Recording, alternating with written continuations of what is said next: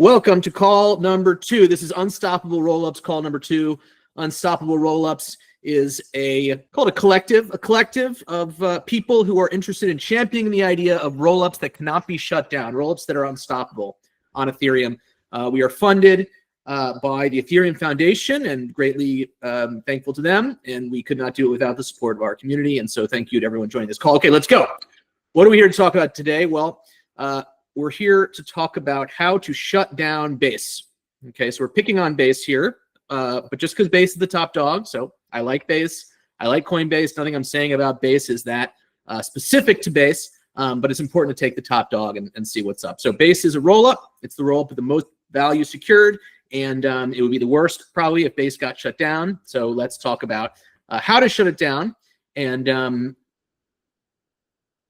and maybe you want to try to do this because what we're going to see is a lot of this shutdown potential is like it's built into the way Base works to enable this. So let's go.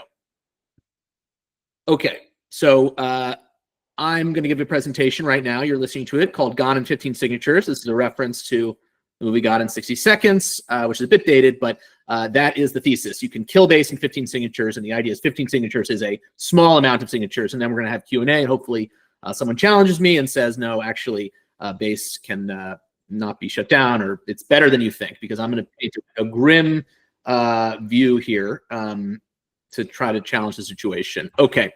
I made this meme. It took me like an hour. Gone in 15 signatures. So first, what does shutdown mean? Okay, what are we talking about when we say shut down Base, right? We have to be more precise. So here's what we mean. We mean users cannot get their transactions included. So no user transactions in any block. Okay, that means you go to your node, you wake up one morning, you're running a Base node, and you see, oh my goodness, actually something happened overnight and there are no more transactions from users. That is what shutdown means. It does not mean the bridge is drained, the Base canonical bridge. It does not mean that. That is, of course, very bad. But it is less fundamental in that the bridge being drained is, in a way, only money, right? It's a ton of money, but it's only money. It doesn't necessarily affect the protocol. So, for example, native assets can still be used. There are also assets that are so-called externally bridged assets like USDC. There are third-party bridges. There are other things out there than Base's canonical bridge. And shutting down the rollup would kill all of those things and Base's canonical bridge. So this is bigger, what we're talking about, than merely draining the bridge, which is also very bad. Another minor technical point here is that you might be tempted to define this in terms of block production halting, and that's maybe true in some cases, but for a technical reason, the OP stack, if you turn on your node, you will always get more blocks. They will be produced automatically with a system transaction in them. So what we care about is not block production halting, but no more user transactions included. And this is what you'd see in the paper. So we're you know, if the SEC, anyway, I like this image. Okay. So first got open with a shout out from L2Beat. Everything in this presentation is copy pasted. I did no original research, and I am proud of that because L2Beat is very trustworthy. So if you go to L2Beat, you can learn all the same stuff. And in fact, you can be an expert in rollups. And I recommend this. You might not like what you read, and I have some bones to pick with L2Beat about how maybe they should showcase more of the arguments that I think need to be made about these rollups, but it is all there. So you can learn all of this there. Don't take my word for it. Go to L2B. Okay. So almost all rollups can be stopped. I'm just going to reiterate this because this is very important. This is not about Base. I said this before, but all of these arguments apply for all of the top rollups and almost every rollup, basically. Base has 15 signatures. Arbitrum is worse with 9. Is there a difference? Unichain is better with 18. Is there a difference? This is the question we're going to be attacking, today, basically. Okay, so the first thing that we have to understand is when you're talking about users including transactions, we are talking about sequencing. Sequencing is the crux of the matter, right? What does sequencing mean? Well, sequencing means the mechanism by which blocks are made, basically, in a rollup. So you have these rollup blocks. You need to make sure that transactions go in them and go in them in a certain order. And, how does that happen? So sequencing. So probably everyone is basically familiar with centralized sequencing, just the idea of it. But here's a quick refresher, kind of a complicated diagram, but what I really want to show off with this is that this isn't an argument against centralized sequencing. Okay, this presentation is not base sequencing. Maxi Tom says centralized sequencing is bad. Not the case.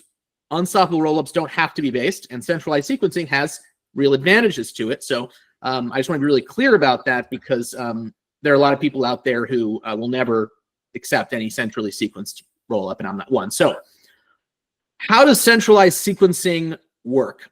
Well, the key aspect of centralized sequencing is that there are two types of rollup blocks.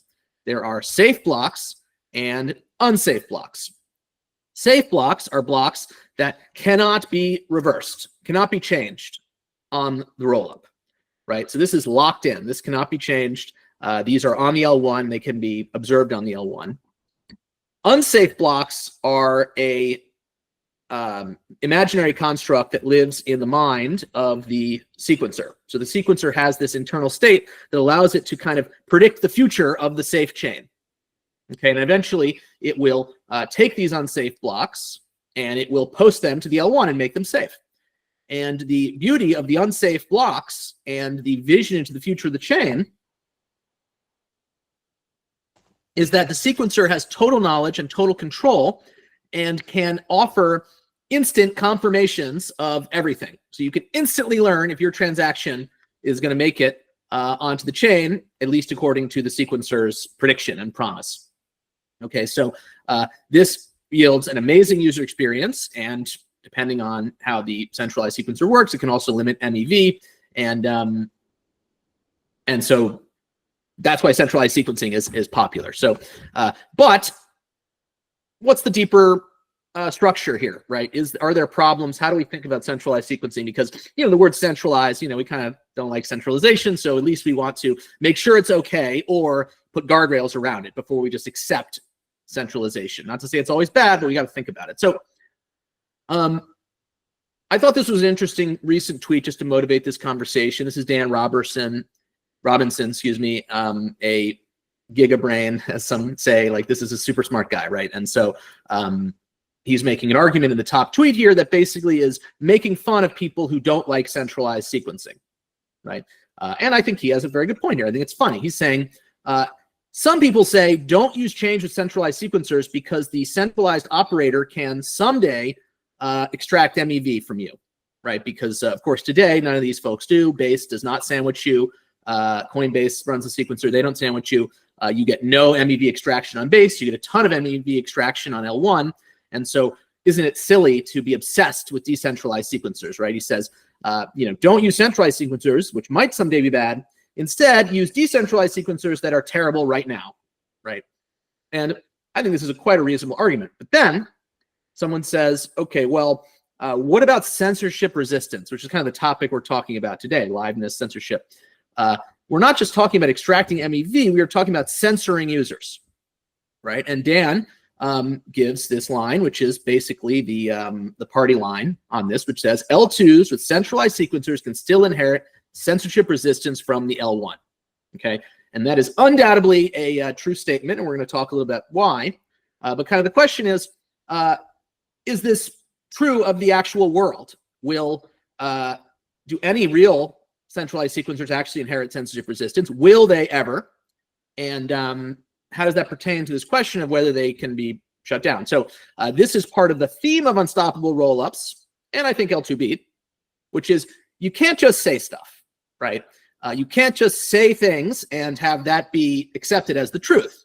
We are going to here adopt a critical mindset, which means not accepting the world as it is, but trying to understand what is going on under the surface and whether certain claims can be justified, right? And so Dan's claim, of course, can be justified because of the word can, right? It'd be hard to prove that false. It's like can means like ever, logically speaking, fine. But is this something we should rely on today? Do they, right? And so, the answer, of course, right? What do you say? The answer is no, okay? So we're going to talk about disabling the sequencer and what happens and how bad that is, because this is, censorship and liveness are very related, but let's call it censoring everyone, disabling the sequencer. So how do you do that? Well, on Base, it's really easy. There's one address that is allowed to post batches, I should note on optimism, it's actually sequencer means something different. The technical term is batcher for what we're talking about here, but doesn't matter. So if you lose the private key or disable the computer that uses the private key, then the sequencer stops working, and that requires 0 keys. Okay, so this is step 1, right? And in fact, you don't have to lose the private key. All you have to do is wait for the computer to break. And in fact, this has happened to Coinbase, and there has been downtime on Base due to this. So you don't have to do anything to disable the sequencer on Base. All you have to do is decline to fix it. Key is required 0. Another thing you could do is change the sequencer on the system config proxy, which is a config contract on Base. This is probably not necessary since you control the sequencer already, but if you wanted to, you can disable it here, and that's a 314 multi-sig. So you could, you know, if you wanted to kick this person out through a different mechanism, you could do that. So 314 or 0, whatever you want to call it, sequencer is gone, and this is a big problem. How big of a problem? Well, this gets to Dan's question or Dan's claim, really. Can we get around a sequencer that's dead and still maintain some censorship resistance, some notion of being able to submit transactions by using the L1 in a clever way? And this is called forced inclusion. And so the answer is yes, but let's see how well it works. So forced inclusion is a way of skipping the sequencer. So typically you send a transaction to the sequencer, it includes it in its unsafe state, and then it posts it in along with a bunch of other stuff in a blob, a bunch of other transactions back to the L1, and that becomes safe, right? Forced inclusion is a way to make a transaction part of the L2 chain, make it part of a safe block on the L2 chain without going to the sequencer by filling a part of the L2 block that is off limits to the sequencer, a part that is reserved for forced inclusion. The way this happens is you call a function called deposit transaction on the Optimism Portal 2 contract. This is classic computer science, programming, engineering, naming stuff. Naming's hard, so let's throw a 2, use real 1, but it's I've done this many times. Optimism Portal 2. And so no sequencer involved. The Optimism Portal 2 will emit an event. An L2 node, a base node, will pick up that event and make sure that it goes into block. So what else? Okay, so if you're creating this transaction, another question you have to think about is how do you pay gas, right? You're creating this transaction on the L1. Typically, you create transactions on the L2 and you pay gas in the L2 gas token. But what if you don't have the gas token yet? Or worse, what if the gas token bridge is compromised? Well, if the gas token bridge is compromised, then the owner of that can flood the market with unlimited minted gas tokens and drive your value to 0. You can't do anything. So Optimism did actually one of the most groundbreaking, in my opinion, things ever when it came to rollups, one of the most amazing innovations, which is this notion of a guaranteed gas market. You pay for forced inclusion gas using L1 ETH. And that's a huge protection right there. And so this, I really have to give credit to OP for doing this, because this is just absolutely an amazing idea and a great protection and something we copied really with Facet and hopefully improved upon. But this is a super important protection. But it's not all great stories about forced inclusion. One is there's a 12-hour delay. So if you want to make a transaction, you have to wait 12 hours. That's a lot faster, longer than 1 second or less, which is the sequencer route. So big degradation of service there. And we got some other limitations. So one limitation is constrained gas. Okay, forced inclusions get 20 million gas every L1 block, so every 12 seconds. Okay, Base has 840 million gas per 12 seconds under normal operation. So 840 to 20 million, do the math here, you end up with a 98% reduction in throughput. Okay, so what does this mean? Well, obviously a 100% reduction in throughput would be its shutdown, as we discussed, right? 98% is pretty close to 100%. What would happen here in this case? Well, everyone would be, I guess, we don't know, right? Going crazy, trying to withdraw, trying to unwind positions. If this happened, because you are paying gas on the L1 gas prices would spike. this would be basically a disastrous scenario, and one that I think you could probably just safely say is functionally equivalent to base being down, even if not technically. 98% gone in 0 signatures.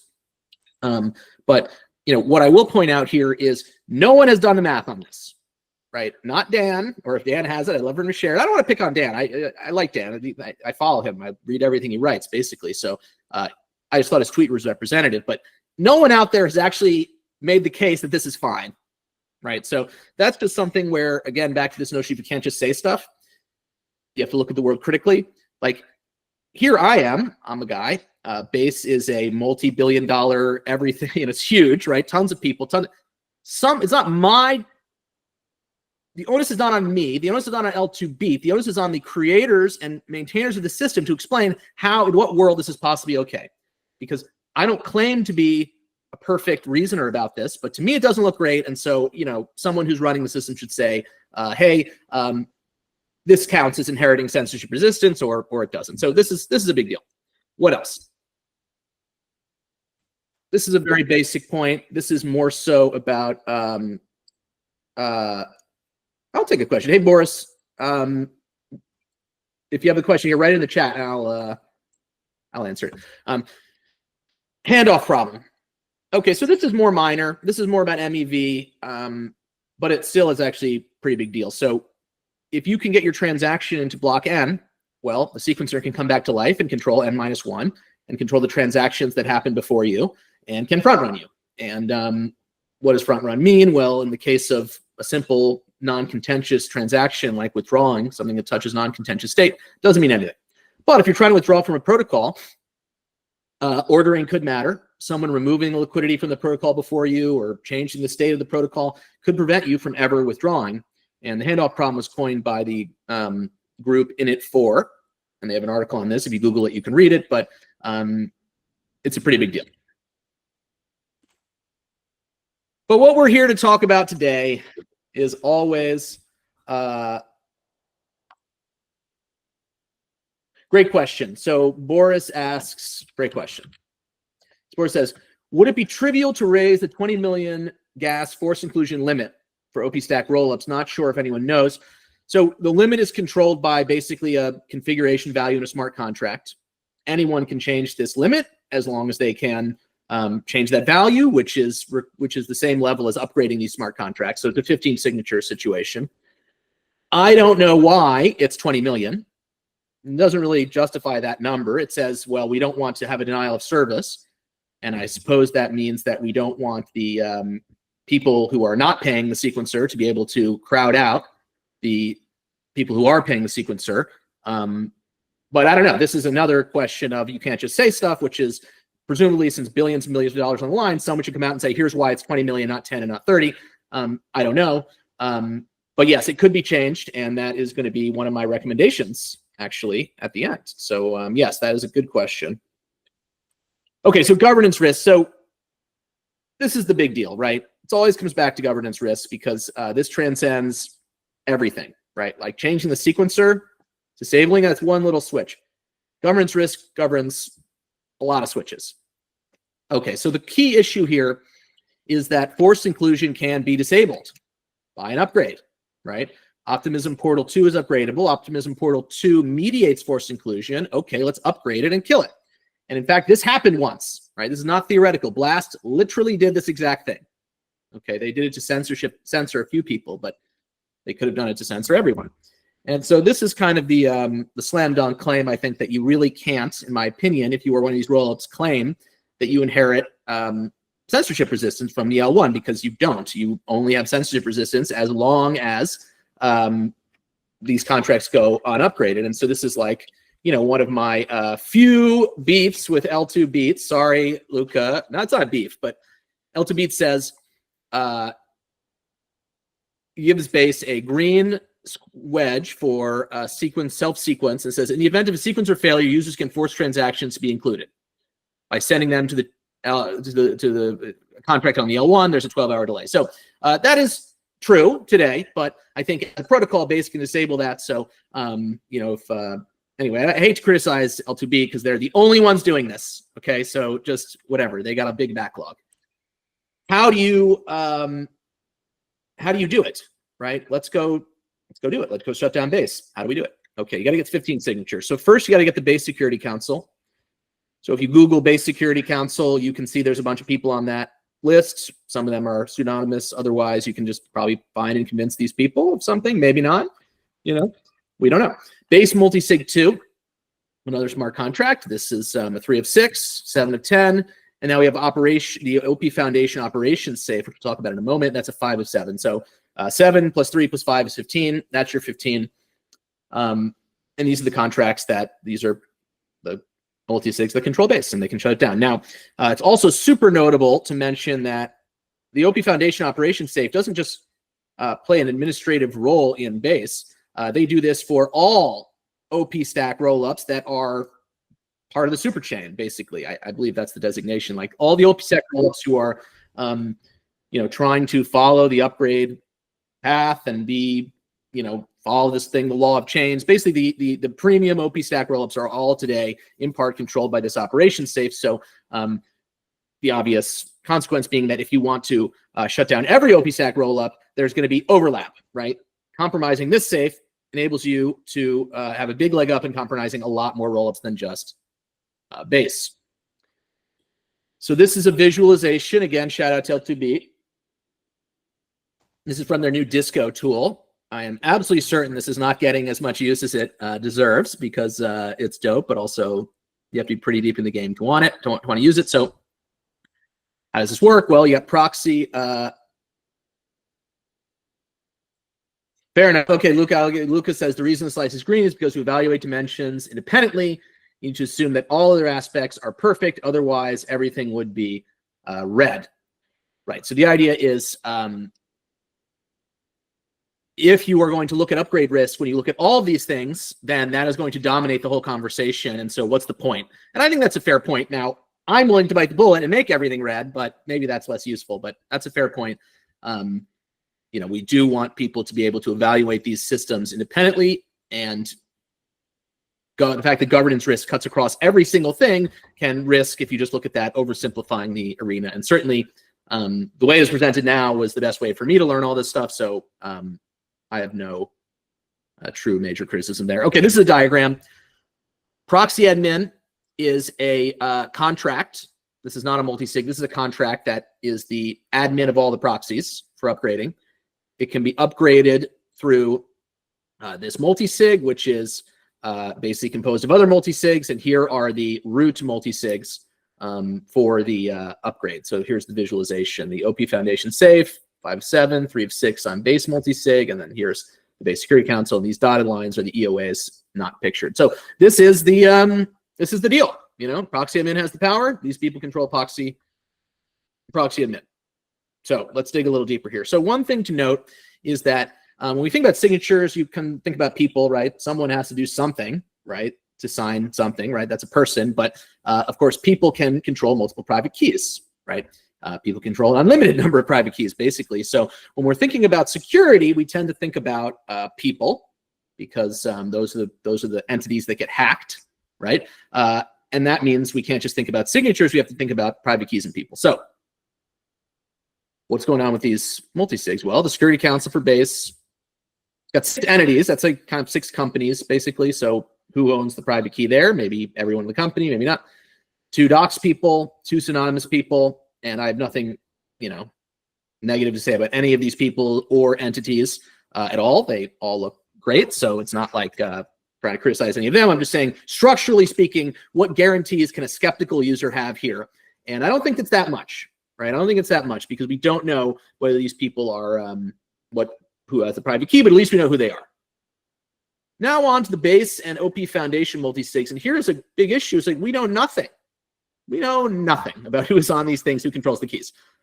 There is this Security Council thing is a social attestation. There's a blog post on base that basically says, "Trust us. This is what it is." Right? Don't trust anyone, but it's nice to hear "trust us" because then we can hold someone accountable. That's a social attestation. I'm saying this, right? That's all it is, right? I'm saying this. No social attestations for these multi-sigs. We don't know who is on them. We don't know who has the keys. We don't even know if anyone has the keys to these accounts, right? Most of them have been dormant for a year, right?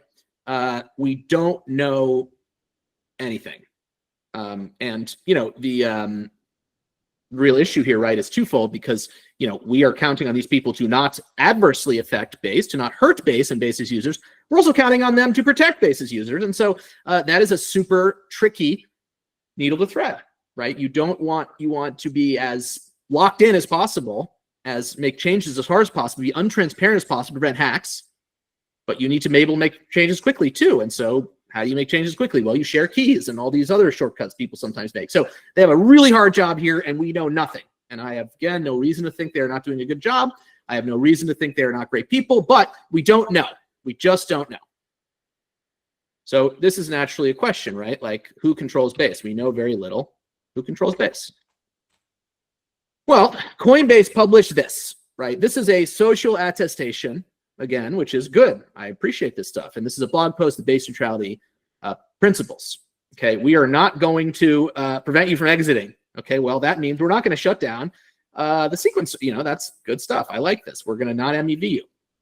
But then if you look at the fine print, right, what does the fine print say? The fine print says on their terms of service, we do not control Base. This is Coinbase. Coinbase says we do not control Base. So what is actually the status of these neutrality principles? Something they, Coinbase controls the sequencer. These control the, the sequencer is subject to this, but nevertheless, the sequencer is only part of the equation. Who controls Base? Right? I would put that out to anyone watching this. If you can answer this, then you've probably spent a lot more time on this than I have, because I really tried.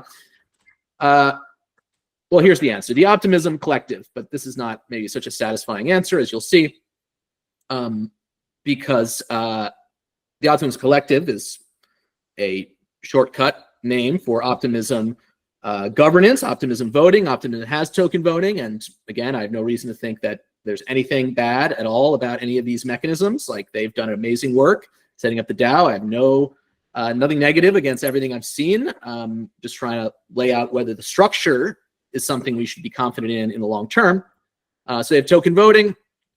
And then the OP Foundation is a different organization that is real. In other words, it's a real company that exists in the Cayman Islands. It can do legal things, and it actually makes the signatures. So presumably it controls that multi-sig, although we don't know exactly how. And it is legally bound to follow token voting. And this is actually pretty dope, right? Like, to actually have a legal organization that is forced by the law, like they can get in trouble big time. That's cool, to implement the voting, the things that the on-chain governance voted for. That's cool. But of course, we have this, right? Has to do what the on-chain governance mechanism says, unless there's a proposal that is unsafe, insecure, inconsistent with purpose, incapable of being implemented in a legally compliant manner, or would leave the foundation unable to function, right? So this is a pretty broad discretionary carve-out, right? Like, they can't do anything obviously bad, but this is broad enough where, legally compliant matter. You know how many laws there are? KYC, there's a million laws about everything, right? Let alone the SEC trying to shut down Base. If they do something bad, they can be sued. Maybe the directors can be held liable, but ultimately there is no protection here, right? Like, this is a ton of discretion. And if you're relying on some legal thing, big legal process, sue them, figure it out, fix it. The money's already gone. Everything's already screwed over. So the OP Foundation has, I'm just going to say, like, I'm not saying anything negative about them, but structurally speaking, they have basically total power here, as I would look at it from the standpoint of user funds. And the natural question then is, who controls the OP Foundation? And here are the people on the board. And again, all great looking people, like nothing negative in the world to say about these people. I think they're great. I also will note that I did research using AI for this. I think this is right, but I didn't have the time to personally compile a dossier. Doesn't matter, really. These are great people. There are 5 of them, but the question is, should these people be in charge of every single OP stack chain, right? Coinbase isn't in charge of Base. These guys are in charge of Base. What else are they in charge of? We want 5 people in control of this much. And yes, I hope this changes in the future, but it might not. And we have to look at it this way. So another thought experiment that I posed to Luca would be, suppose Coinbase announced tomorrow that they no longer controlled Coinbase.com, and instead these 5 people controlled Coinbase.com, right? Coinbase's stock would tank because people would naturally say, oh my goodness, we've done all this research on Coinbase. They have all these controls. They have all this history. They have all these disclosures, filings, everything, huge thing. And then they're going to put the Cayman Islands organization in charge, which nothing against them, but we trust this huge structure of Coinbase.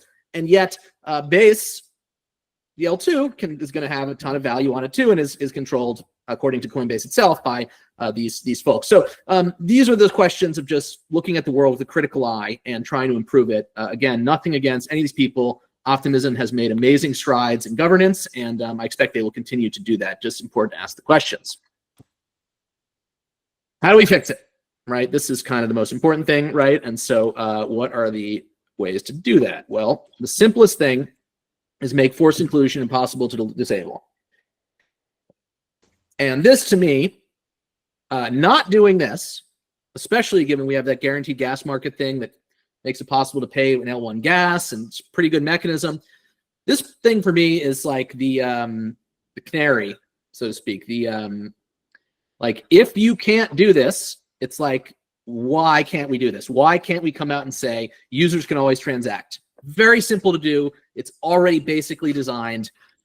This to me is, we got to demand that they do this, and ask, if not, why do you want to retain the ability to lock users out, right? Like, what's the reason for that? We should also raise this 20 million gas cap. What should we raise it to? Should we raise it to the full gas limit of the L2? I don't know. Something to figure out. We could go even further. We could say, hey, if we want to equalize the power of force included users relative to the sequencer, well, then maybe we have to do some base sequencing type stuff. So base sequencing is basically just force inclusion on using blobs and TX batches. So we can do that. But when I say it's optional, it's like we need to be unstoppable, and then we need to level the playing field. And those are kind of separate. Like, you can have a sequencer that has an advantage, but you still want to be able to always transact. So base sequencing is not necessary, although I do like it. So the fixed slide is very simple. But this is not going to happen, or I hope it does. But there's no plan to change this. The plan is, again, to add an exit window, and as we discussed last time, that is of limited use in actually solving these problems. So I would urge everyone to write your member of Congress and tell them to do this instead. And that's it. Thank you all so much. This has been Gone in 15 Signatures: How to Shut Down Base, and I would love to take any questions from anyone. Tim, go ahead, answer. I've turned on your mic, or you can unmute yourself. Hello. Can you guys hear me? Yes. Hey, so yeah, I just have a few brief comments. And I wasn't here last week, so some of this may be spillover from the exit window discussion as well. But I just wanted to say, thanks, Tom, for championing the conversation, right? This is clearly a cause very near and dear to my heart. I spoke recently at ETH Dublin about how the existing crop of L2s, have kind of without exception let us all down in terms of like how much TVL they've onboarded without any degree of self-capping. I do agree with most of the presentation. I agree with most of the previous call about exit windows as well. With regards to how we criticize L2B about the cross-cutting governance concerns that Luca pointed out, I'm fine with most of the risk rosette, ignoring that, except for exit windows specifically. And this is just, I think those should be displayed as 0 as long as they are in fact 0 due to the multi-sig concern. This is just because I have to argue with a lot of marketing people from Arbitrum and Starknet, and it leads to a lot of heartache on my part when they're being a little disingenuous about, oh, well, look, our slice is yellow, right? And it's like, well, no, not really, I also appreciate your exploration of the superchain control mechanism. I'd never looked into it that specifically. I just knew it did exist, and that's the reason why I've been fighting an uphill battle to build on the op stack without getting optimism support and kind of bending the knee to that multi-sig. Just to dig up a topic from last week about exit windows, right? Like, in the spirit of the L2B training wheel model, right? Like, I've disagreed that like stage 0 to stage 1 is a meaningful distinction just because of the fact that they have kind of 0-day exit windows anyways. But having an exit window at all, I think we should agree that like that is the bare minimum where you can inherit genuine security for some classes of application, and may at that point be like a justifiable stepping stone on the path to like choosing to ossify an L2, actually make it immutable at some point. I guess really the only part where I most disagree with you is about the like canonical bridge, in the idea that draining that is really only money. When to me that's not really only money, right? That's like the mechanism that lets the Ethereum execution layer prove the rollup state. And so that's kind of like the point where any other smart contract or immutable mechanism built on top of Ethereum is actually able to observe that rollup state, right? Like we use this today mostly for bridges, but you know, an example that I bandied around a bit when arguing about does a rollup, you know, is it secured by Ethereum when it's in a blob or when it's on the execution layer improving, right? Like I'm an autonomous brain in a jar living in a smart contract, right? Like your rollup effectively does not exist if I cannot observe those proven state roots periodically. And so I feel like that's kind of the whole point. And separately, you know, this is where I'm going to get a little spicy, right? Like this is why I don't think the sovereign rollups are a valid solution to unstoppability. I think they're just alt L1s. And I really need to emphasize again, I love the initiative that you have here, but I think you're muddying it a little bit by perhaps trying to justify Facet as a solution that it really is not. Yeah, so fair. Thank you. Yeah, no, fair enough. And I'm not mentioning Facet at all. No, yeah, I think I'm trying to start the conversation. I agree that at some point I have to get into whether it's Facet or anything else, like kind of more details than just 2 bullets on how to fix it. I think that you know, so one quick thing on the L2B thing, like I think I see why they have the yellow. You know, I don't want to speak for Luca, but like I do want to just blanket defend L2B because I've beaten them up.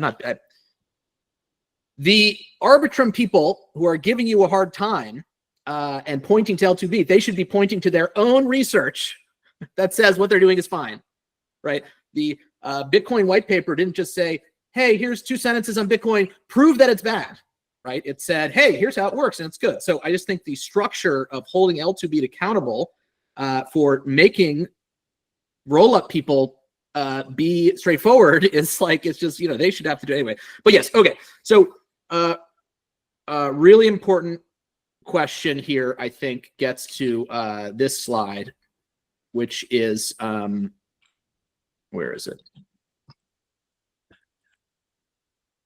Which is what is only money, right? So I shouldn't be flippant, right? Only money, and money is, you know, pretty darn important. But another way to say it is application level versus protocol level. Like if when the Bybit hack happened, which was really freaking bad, that was like $1 billion plus, right?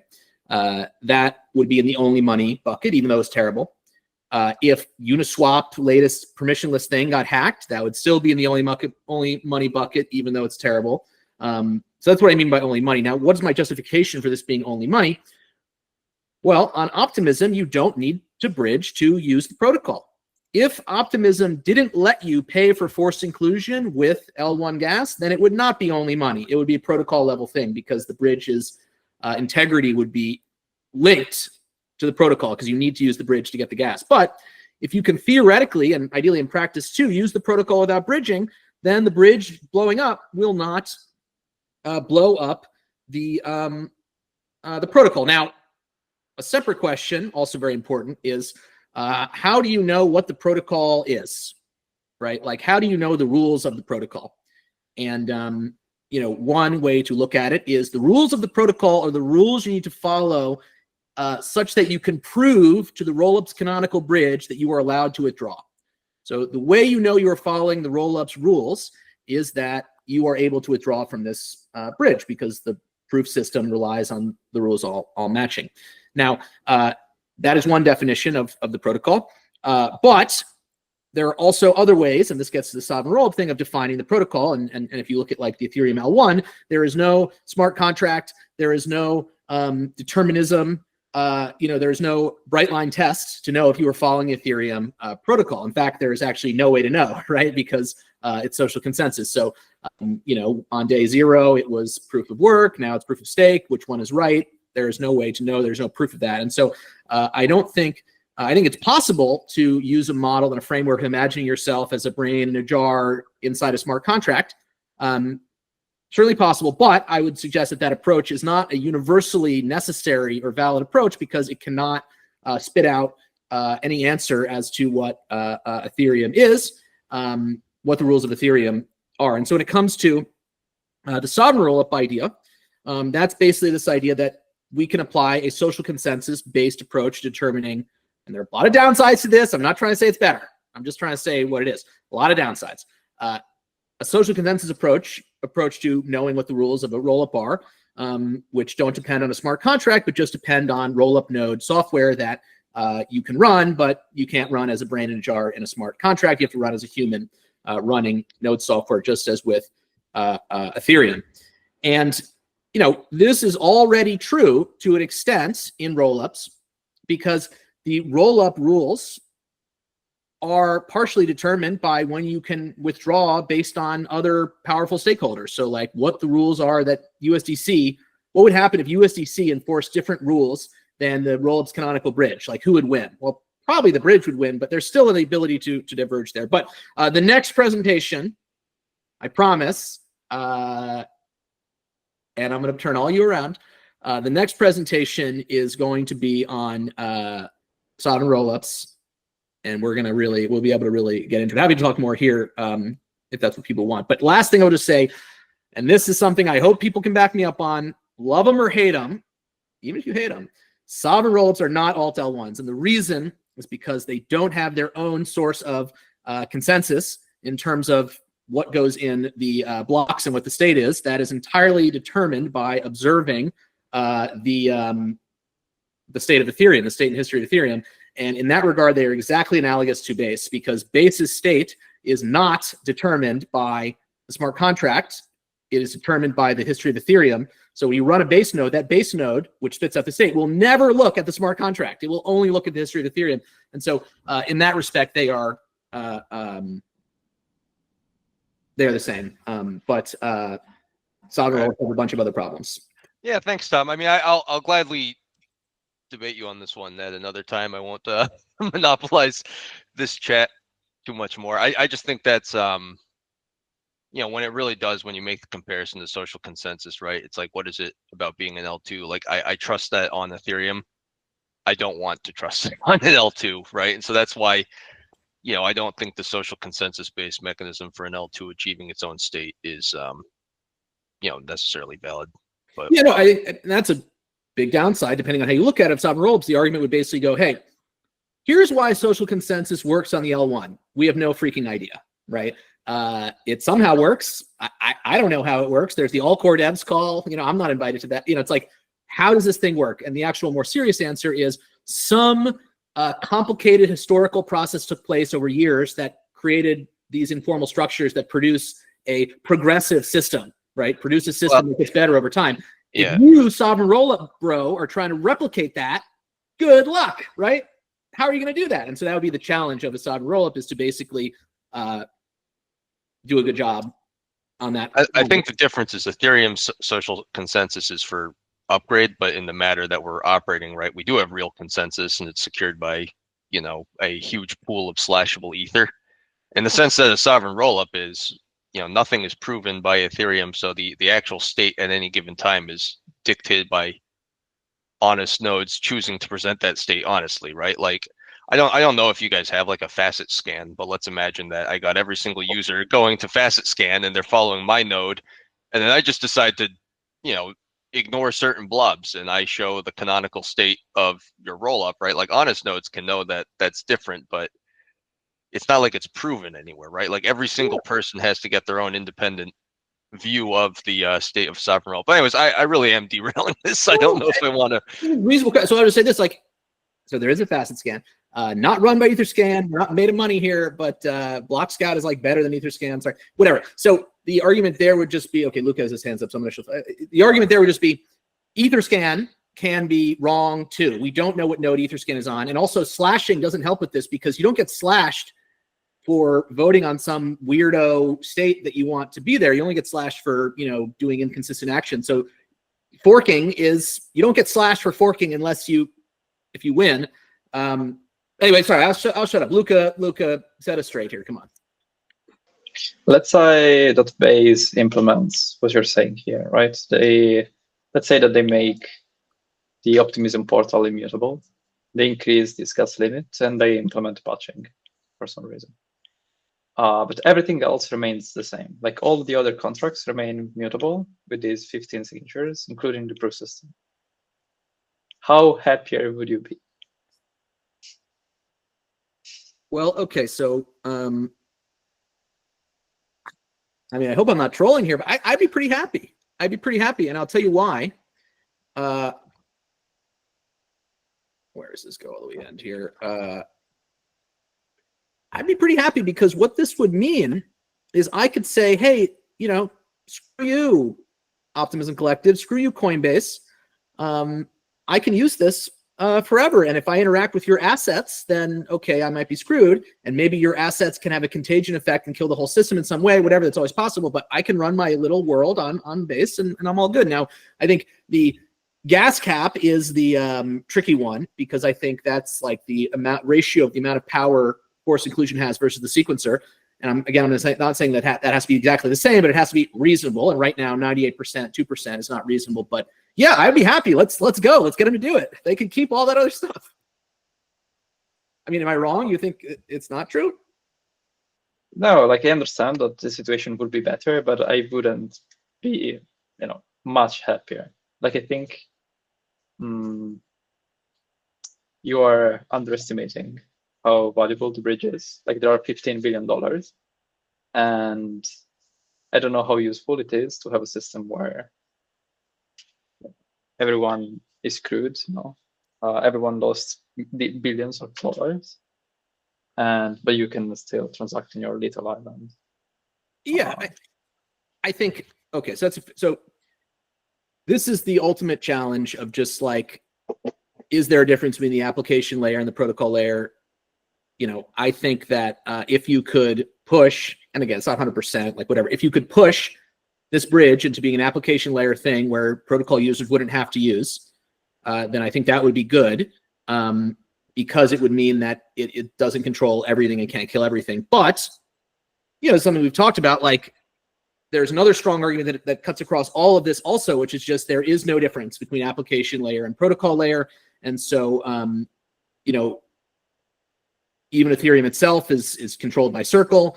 And if that stuff is true, and it might be true, then none of this matters already. But I think if we can distinguish at all the difference between the application and protocol, then we should be trying to make the protocol more, or we should be happy when the protocol is more secure than the application. I think as long as there's a single bridge in the world, that bridge should be at stage 2 for the bridge. So I agree with that. I just think it's not like the Rollups problem necessarily to do that, just like it's not Ethereum's problem to go audit Circle and say, are you sharing private keys or not? They should be using proofs too, by the way. I hope they are. But yeah, I would say. Okay, I'll ask a similar question. Let's say that Base implements this. What would you show on L2B? Like, should I show L2B as like a Base page on L2B as stage 3, as old facet marketing was? Right. Well, this market why is facet all red on there? I think L2B today, and I'm not like my what I would do. So just so you know your opinion, I wouldn't change much on Base page. Like everything would almost be the same. Maybe there will be some additional comments, but to me, Base is still stage 1, upgradable with these 15 signatures, and the exit window is still 0 if you count the Security Council, and 0 also if you don't count it. But like nothing much, in my opinion, would change. But like if in your opinion, like this would be very significant, we would need to change the page.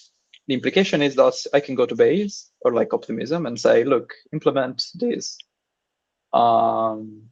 immutable forced transactions, or like unstoppable forced transactions, so that we can show stage 3 on your page, and you would be like way better than anyone. Like, would this be a good outcome? I mean,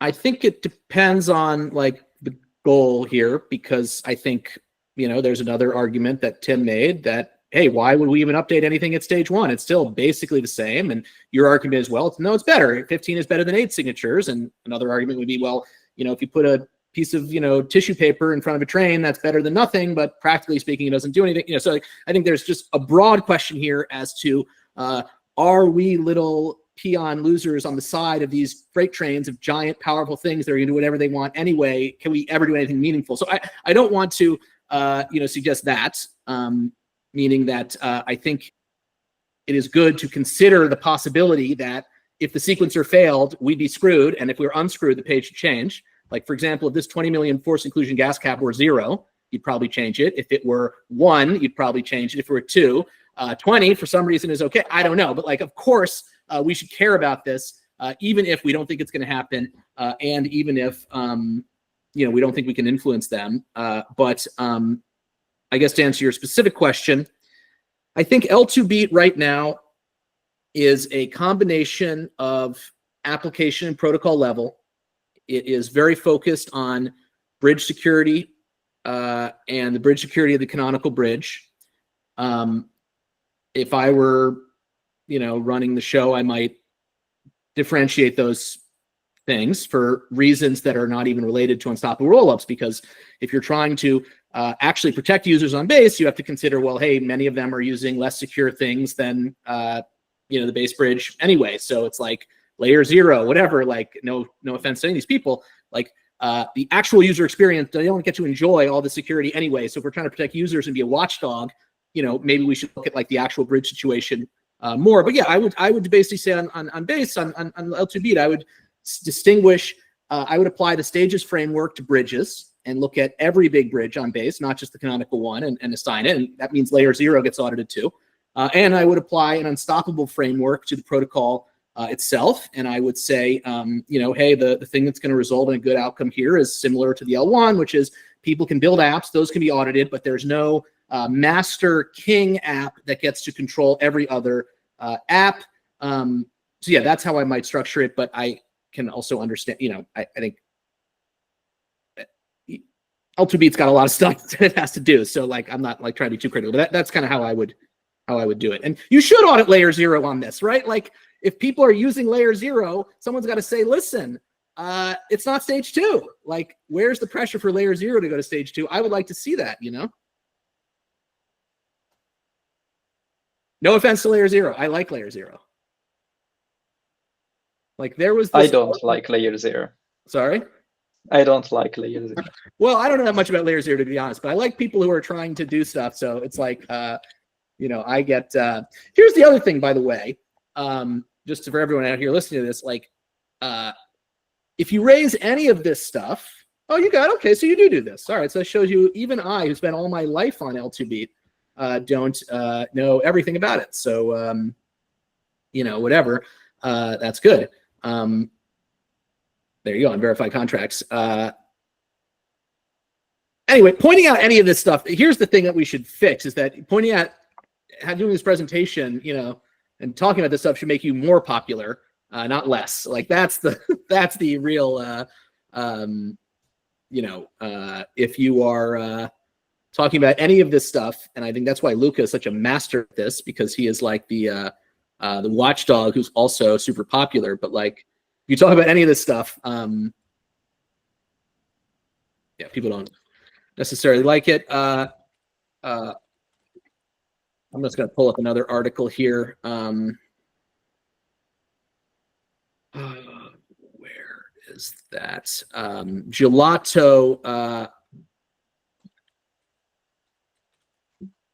Gelato, which is a rollup as a service thing, recently launched or put out an article that, was it Gelato? An article about sovereign rollups. Anyway, whatever, they're trying to promote it as well. We're the only one still, but they're going to do it. But anyway, what part of their point was basically people don't actually use these bridges, right? So the bridges that are protected on L2Beat are not actually used by real people. They are still important because they are, underlying all the other third-party bridges. They are still there, but do people enjoy what level of the crust thing that they enjoy. And so anyway, my main point is like, it's great to have like the, layer 0. Oh, I should join the Discord. So what is this exactly? Okay, so we got, okay. And so this is a, I don't know that much about layer 0, I'm now realizing. So this is a cross everything protocol that is used everywhere and has the security setup, which is like multi-sig driven, I guess. Anyway, here, let's go to Boris. Boris, what's up? I had a few random thoughts to share. Thank you, great presentation.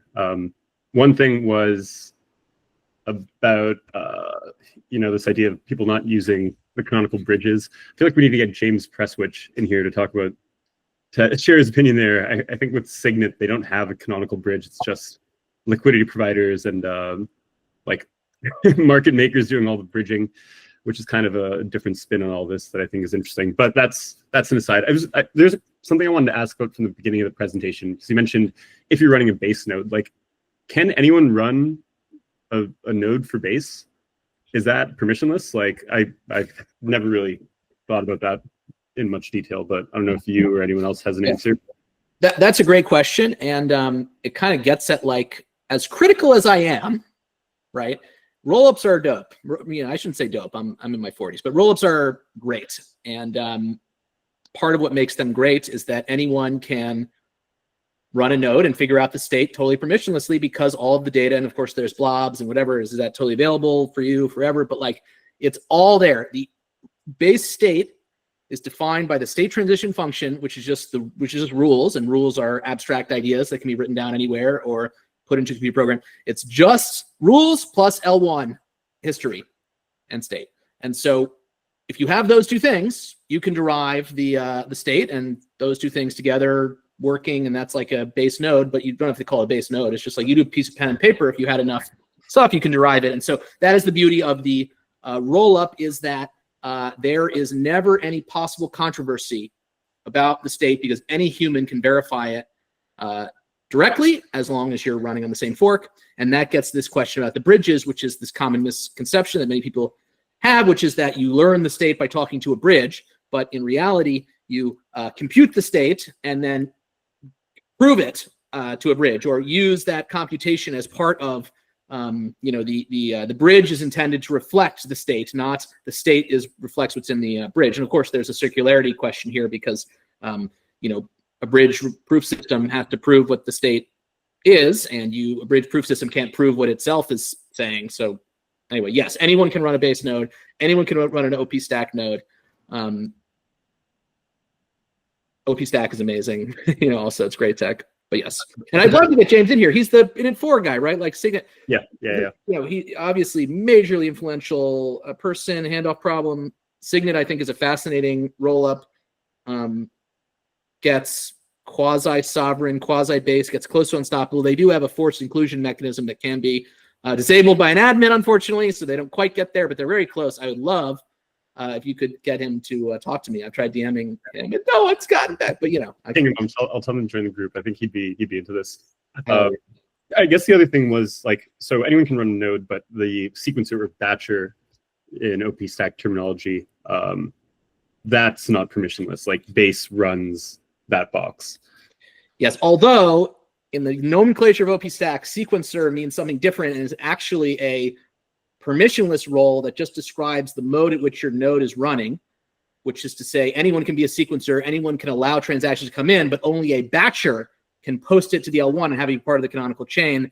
So the sequencer is a specific computer program, but then the batcher is something that basically actually does it, and the batcher is the permission thing, and it basically the thing checks to see who it is. So yes, there is a thing called the Coinbase sequencer, and that is permission, but anyone can run the node. And in fact, there are kind of two layers to the node because of this concept of unsafe block. So if you want to know the state as Basescan sees it, then that is not permissionless, because you need to get the unsafe state from the sequencer, and the sequencer is the only one who has it, and they might not tell you. But if you want to get the safe state, the canonical state, that's coming from the L1, so it is permissionless, and you're done. You're in good shape.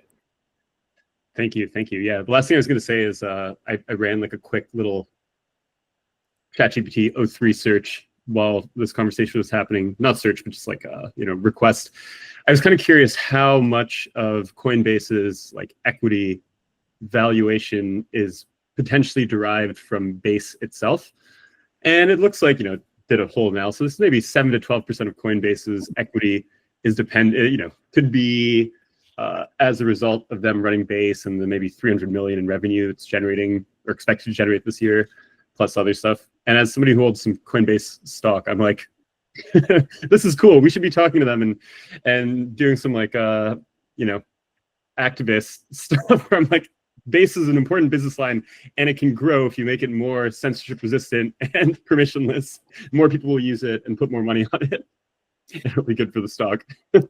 Yeah, I mean, I think the problem here, right, is that it's a huge pain in the ass to do research. It's like a lot of work to figure this stuff out, and so who's going to do it? But I think a relevant question would be for someone to take that lead of yours and really cool, and basically dig through all of their filings and all their stuff and see what they've said about Base and what they're sticking to.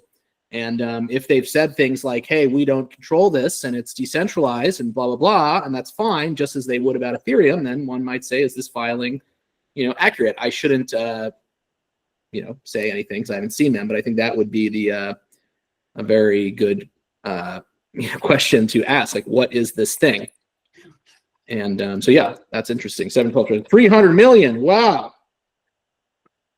They should fund Unstoppable Rollups so we can, be a better watchdog of them. Just 10 million. Too busy lobbying Congress. Yeah. Yeah. I'm sure they love this. Anyway, thanks, Tom. This is a good presentation. Very stimulating. Lots to think about. Hell yeah. Really appreciate it. Cool. All right. Well, we're at the hour. That flew and was a lot of fun. I have a lot of important things to do today, so I can't talk anymore. I can talk a little more if anyone has any questions. For the next call, what do we like? What do we prep? Or like, what's the agenda for it? For the next call, that's a good question. So first of all, according to the terms of our grant, these calls are supposed to be monthly, so it's like I can't just keep churning them out. But I like them so much, we've been doing it more. I'll crank them out. The next call is, here's the slides. It's how to fix, right? It's like, here are my suggestions, how to fix OP stack. Well, with Facet, and again, not trying to promote Facet, like whatever, but like with Facet, we basically did this exercise. Except it took us a really long time and gotten really the details of basically taking the OP stack and trying to fix it in the most full way possible with respect to this criteria. So I want to get into that next time, not necessarily Facet's design, which is like got all kinds of details and whatever, but more with the Facet approach, which is this idea of sovereign rollups, which is a way of solving these problems by creating a rollup construct that cannot be changed through on-chain governance, which is the root cause of this. And sovereign rollups solve this by not having any smart contracts to be governed. There are other ways to do it. Immutable rollups, you might have a contract on the L1 that's part of the protocol but can't be upgraded. But since sovereign rollups are a controversial topic and often misunderstood and near and dear to our hearts, I think that's what I'm going to do the next one on. Sovereign rollups and and join the love train. I actually have a topic. It's like, join the love train, the sovereign roll love train. It's leaving the station. Choo choo. It's something like that. Julie, what's up? Julie, you have your hand up. Don't make me click lower all. I'll do it. No, I won't do it.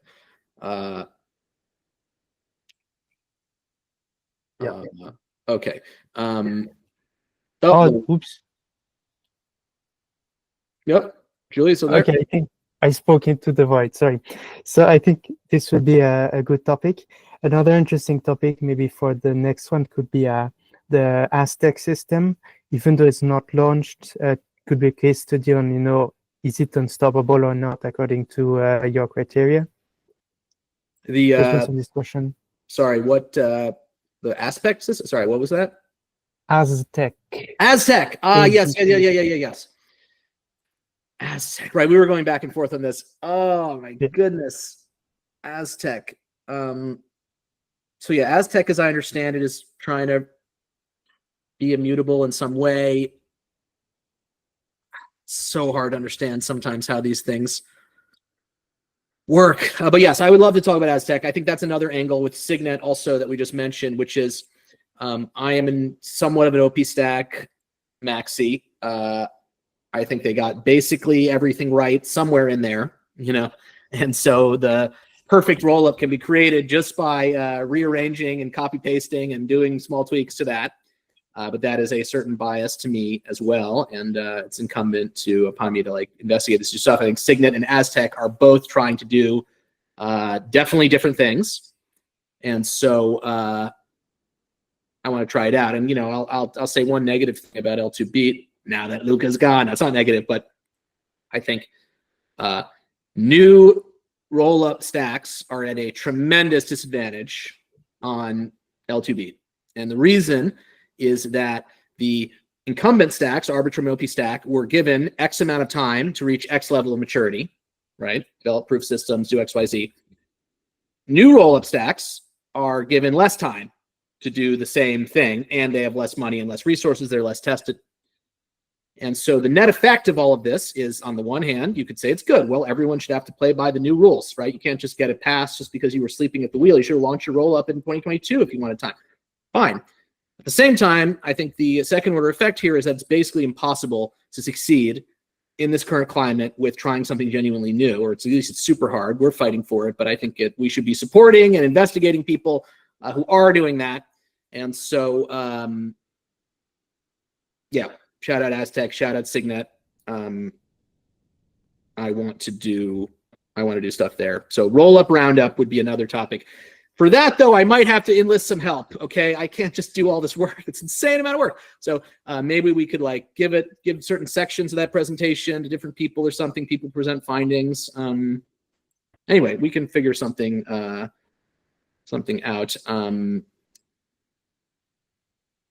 But yeah, I want to get everyone involved. Please recruit people to the chat if you can.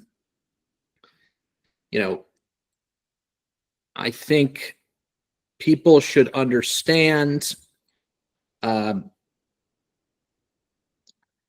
it's like, I'll criticize L2 Beat again. L2 Beat is so comprehensive and neutral in many ways and trying to be very, you know, and I think they do a good job. They should be the ones being as neutral as possible, but someone has to say, okay, we're going to do a second, something on top of L2 Beat and take a position. And so I think people should be encouraged to take positions, and that doesn't mean support this position necessarily, but people should take positions and say, this is what I actually think, not on the level of, you know, what's safe or not, but on the level of, you know, what people should actually do, including what's safe. All right, we should shut it down. We got Tim. Tim's gone. People are dropping like flies. I don't want to be, you know, the last one here. Any other stuff? Any other comments? I'm happy to go as long as there are comments, but I'm not just going to ramble on forever. I got a ton of important things. Okay. All right. Thank you all.